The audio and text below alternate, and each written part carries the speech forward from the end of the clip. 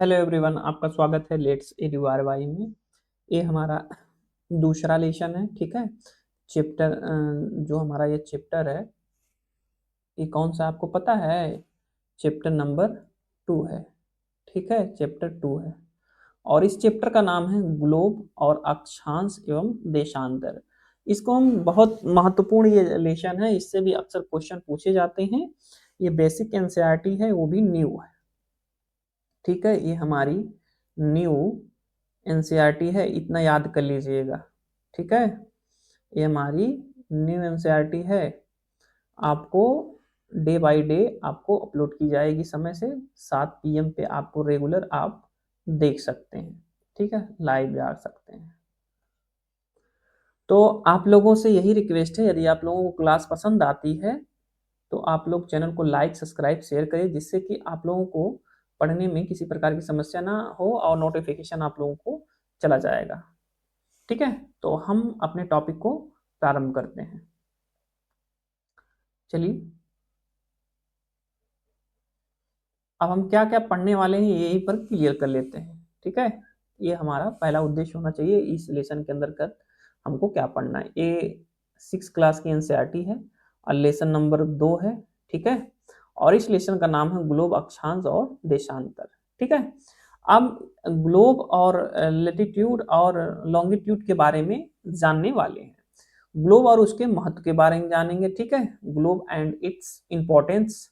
अक्षांश रेखा लैटिट्यूड्स, ताप कटिबंध heat zone of the earth के बारे में जानने वाले हैं। देशांतर रेखाएं लॉन्गिट्यूड, देशांतर और समय लॉन्गिट्यूड एंड टाइम, मानक समय स्टैंडर्ड टाइम।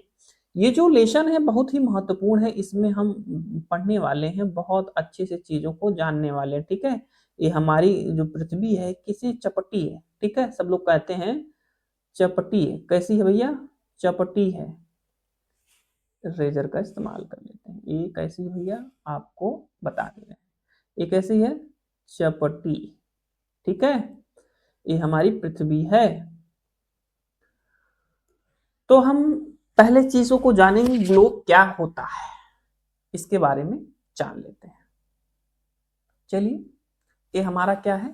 ग्लोब है।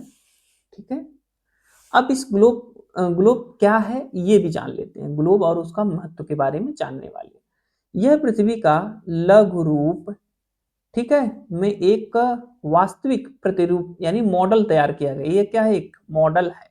ठीक है, इस पर क्या क्या बसे हैं भैया? महाद्वीप, महासागर, देशों और उनके सही आकार और अनुपात में दिखाया गया है। अब इस ग्लोब के अंदर ये मान लीजिए आपका क्या है? ग्लोब है। ठीक है, अब इसमें क्या क्या है ये भी जान लेते हैं। इसमें महाद्वीप है, ठीक, महासागर है,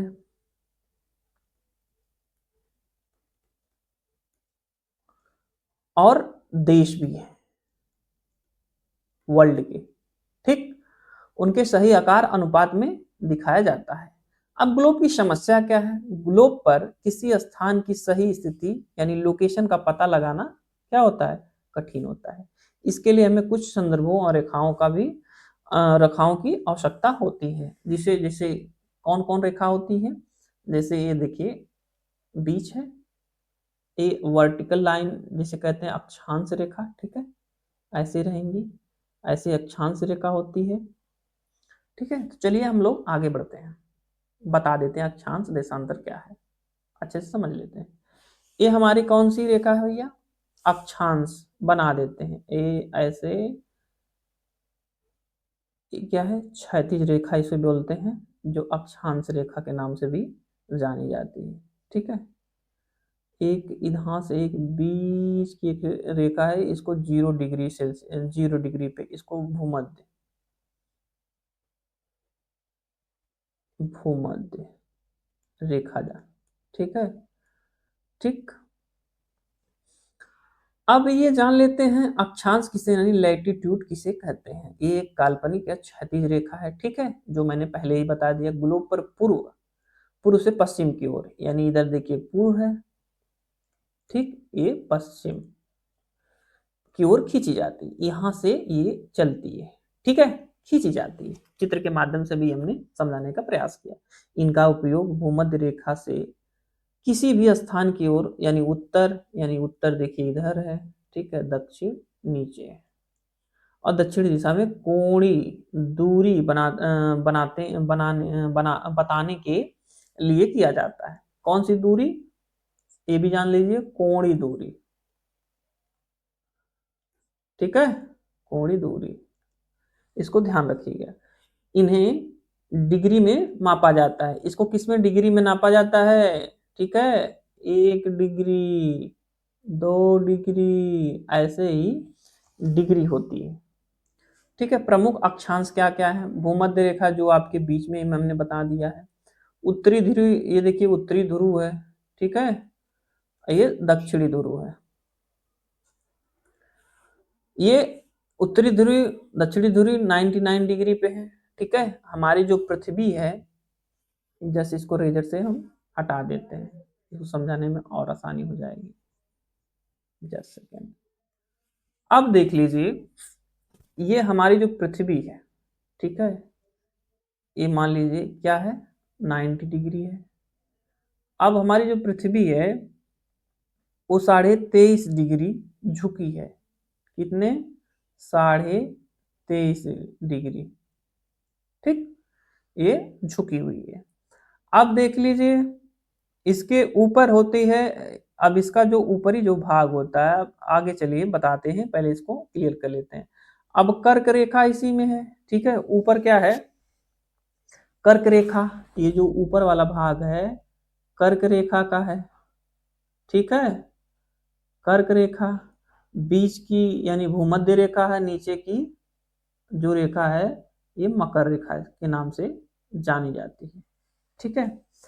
तो ये आपकी क्लियर हो गई टॉपिक यहाँ पे। अब हम चलते हैं यहाँ, कर्क मकर हो गया ना, कर्क रेखा 23.5 डिग्री पे है, ये भी 23.5 डिग्री पे है, और मकर रेखा भी 23.5 डिग्री पे, और कर्क रेखा भी 23.5 डिग्री पे है, ठीक है। अब हम लोग चलते हैं उत्तरी ध्रुव दक्षिणी ध्रुव के बारे में भी जान लेते हैं।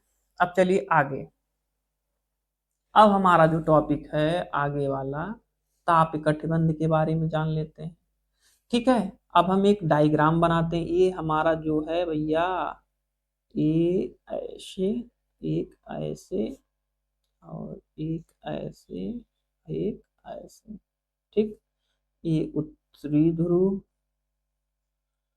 दक्षिणी ध्रुव, ठीक है। ये बीच का जो है विषुवत, विषुवत यानी 0 डिग्री, ठीक है। ये क्या है, 23.5 डिग्री, ये क्या भैया, 66.5 डिग्री, इसको भी नोट कर लीजिएगा, 23.5 डिग्री। आपको बता दिए ये क्या भैया, मकर, ठीक है, ये कर्क, ये क्या है, शीतोड़, ये जो उत्तरी शीत कटिबंध है, क्या है, उत्तरी शीत कटिबंध, ठीक। अब ये देखिए दक्षिणी शीत कटिबंध, ठीक।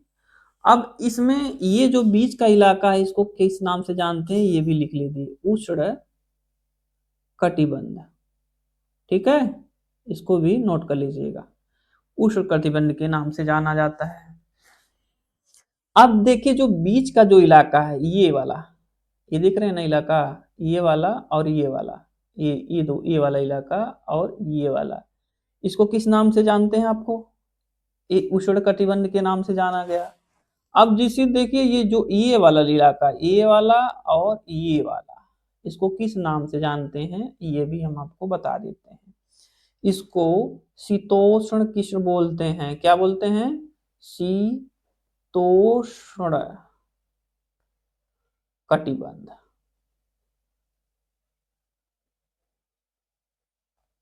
शीतोष्ण कटिबंध के बारे में जान लेते हैं। पहले क्या था, दक्षिणी ध्रुव उत्तरी ध्रुव को जान लिए, दक्षिणी ध्रुव यानी 66.5 कर्क रेखा है 23.5 डिग्री, मकर रेखा 23.5 डिग्री पे, विषुवत रेखा क्या है 0 डिग्री पे है। अब दक्षिणी शीत कटिबंध ये हमारा जो है क्या है दक्षिणी, ये देखिए उत्तरी कटिबंध हो गया, और ये जो इलाका है शीतोष्ण का है, ठीक है, ये शीतोष्ण का है, ये वाला और ये वाला जो इलाका है कट मार दे रहे हैं, ठीक है, ये शीतोष्ण का इलाका है।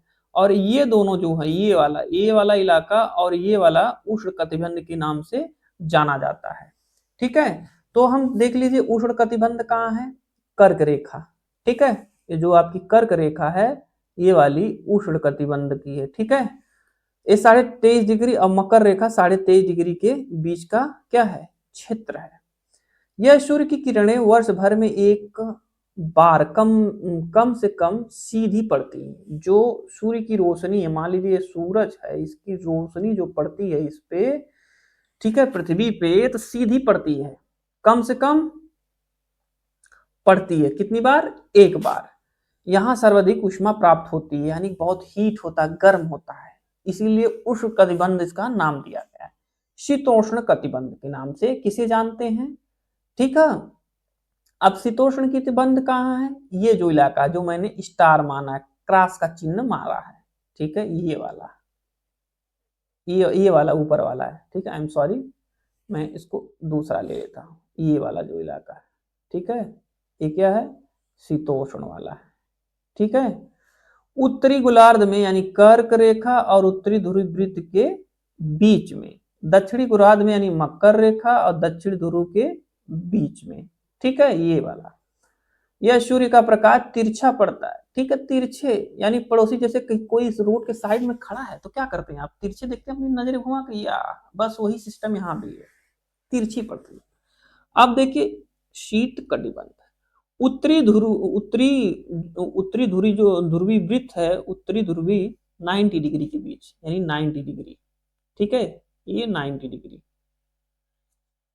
दक्षिणी ध्रुव वृत्त की दक्षिणी ध्रुव पे 90 डिग्री के बीच सूर्य की किरणें बहुत ही तिरछी पड़ती हैं, ऊष्मा बहुत कम मिलती है, ठीक है, यहाँ ठंडा होता है, बर्फ होती है, ठीक है, जो पोलर भालू होते हैं व्हाइट वाले, देखे ना आप, जो ग्लेशियर होता है, यहाँ बहुत ठंडी पड़ती है। जो दक्षिणी ध्रुव का जो नीचे वाला इलाका है, दक्षिणी शीत कटिबंध वाला, ठीक है। तो चलिए हम लोग आगे बढ़ते हैं।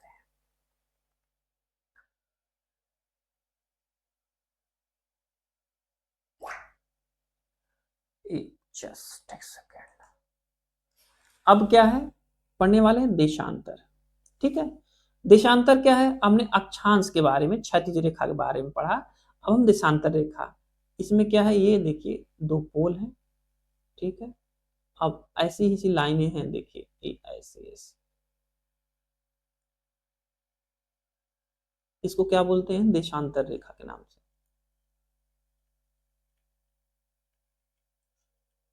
ठीक है भैया, देशांतर रेखा, जस्ट सेकेंड, ये देशांतर रेखा हो गई। अब देशांतर की रेखा क्या है, काल्पनिक ही रेखा है, ठीक है, अर्धवृत्त, अर्धवृत्त यानी जो उत्तरी ध्रुव से दक्षिण ध्रुव को जोड़ता है, ये ऊपर का जो पोल है आपका, ये उत्तरी ध्रुव का है, नीचे दक्षिणी ध्रुव को क्या जोड़ता है, देशांतर रेखाएं जोड़ती है।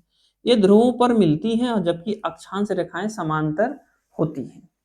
जो अक्षांश रेखा होती है इसके पैरेलल होती है, बराबर होती है, देखिए जैसे ये बराबर होती थी, ठीक है, दोनों सेम सेम, ठीक, तो क्या होती थी, वो समांतर होती है अक्षांश। अब देशांतर में क्या है, अर्धवृत्त है, ठीक है, आधा आधा, जैसे आधा इधर का भाग, आधा इधर का भाग। प्रमुख यमोत्तर लंदन के ग्रीनविच में स्थित रॉयल वेधशाला से गुजरने वाली रेखा, कौन सी रेखा है भैया, कौन सी वेधशाला है, रॉयल वेधशाला है, गुजरने वाली रेखा लंदन ग्रीनविच के नाम से जानी जाती है। पृथ्वी को पूर्वी गोलार्ध और पश्चिमी गोलार्ध में बांटती हैं क्या, देशांतर रेखाएं। यह 180 डिग्री देशांतर के साथ मिलकर एक पूर्ण वृत्त बनाती है, यानी 90 डिग्री इधर के, 90 डिग्री इधर से, तभी ना 180 डिग्री होगा भैया, ठीक है। तो चलिए हम लोग आगे बढ़ते हैं, समझ में नहीं आएगा तो आप कमेंट करिएगा, जब कमेंट करिएगा, यदि आपको नहीं समझ में आएगा तो हम आपको समझाने का और बेहतर तरीका अपनाने की कोशिश करेंगे। आपको समझ आए तब भी कमेंट करिए, नहीं समझ में आया तब भी कमेंट करिए और अपने दोस्तों को शेयर करिए जिससे कि उनका भी फायदा हो सीटेट का एग्जाम के लिए। ठीक है, अब देखिए हम पढ़ने वाले क्या हैं, देशांतर और समय। ये जो देशांतर और समय, लैटिट्यूड एंड टाइम, समय का निर्धारण यानी देशांतर रेखाओं का उपयोग समय निर्धारण के लिए किया जाता है। घूर्णन, पृथ्वी 24 घंटे में 360 डिग्री, एक सेकंड, पृथ्वी जो होती है हमारी 360 डिग्री घूमती है, कितने घंटे में भैया, 24 घंटे में, कितना, 360, एक घंटे में कितना, यानी 15, यानी 15 गुणे 4, 15 चौके 60, 4 मिनट में एक देशांतर। ठीक है, एक देशांतर। समय में अंतर, जैसे जैसे हम प्रधान या उत्तर से पूर्व की ओर जाते हैं समय आगे बढ़ता है और जुड़ता है, और पश्चिम की ओर जाते हैं तो समय पीछे होता है और घटता है। ठीक है, हम आगे चलते हैं, मानक समय के बारे में जानते हैं। स्टैंडर्ड टाइम, मानक यमोत्तर यानी किसी देश के बीच गुजरने वाले केंद्रीय यमोत्तर यानी स्थानीय समय के पूरे देश का मानक समय माना जाता है। यानी स्टैंडर्ड टाइम यानी ताकि घड़ी के समय की कोई भ्रम ना हो। भारतीय मानक समय यानी भारत का मानक यमोत्तर 82 डिग्री, कितना भैया, 82। ठीक, पूर्व में है। यह ग्रीनविच समय यानी जीएमटी के 5 घंटे 30 मिनट आगे। तो आपको किसी प्रकार की क्वेरीज हो तो आप लोग कमेंट के माध्यम से पूछिएगा, जिससे कि आप लोग चैनल को लाइक, सब्सक्राइब, शेयर करिएगा। Thank you so much.